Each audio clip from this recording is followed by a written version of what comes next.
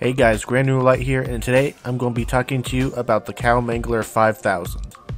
Now, this weapon does not require ammo, and when you right click, you fire a charged shot that mini crits players, sets them on fire, and disables buildings for 4 seconds.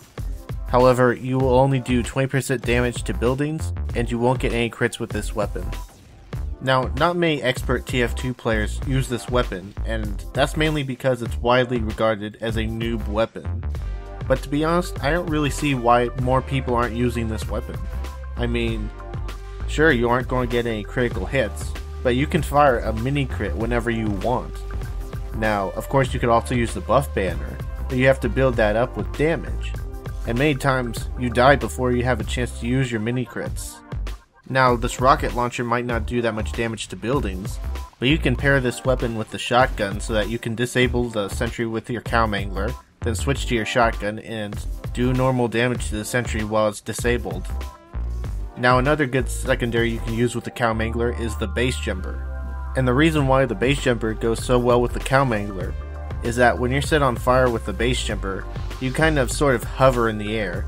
You don't lose any altitude, and you can sort of make it work like a hot air balloon, I guess.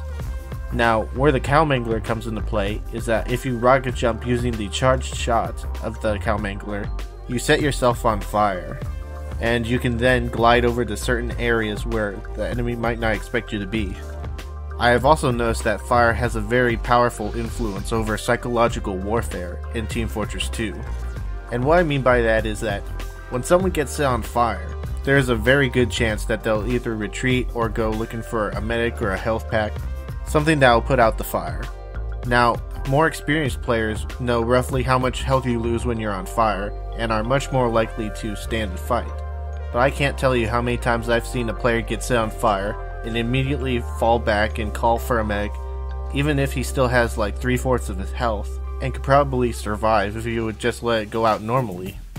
With the Mangler, not only are you setting them on fire, but you're also doing a mini crit to them, so they're much more likely to go running for a health pack, giving your team valuable time to either push the cart, capture a control point, or set up a defense. And if you're the aggressive type, you can start chasing after them without having to worry about ammo.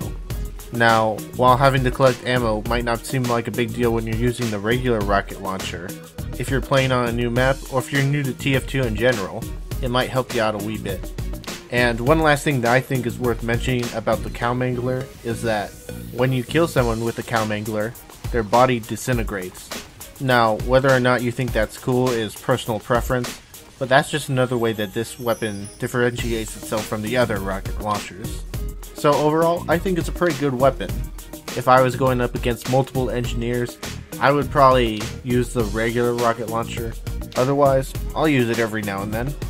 But I want to hear what you guys think. If you got the Mangler 5000 in a random drop, would you use it or lose it? Let me know in the comments below. If you enjoyed the video, feel free to give it a like and subscribe for more. But until later, this has been GrandNoodleLite, and I will see you guys next time.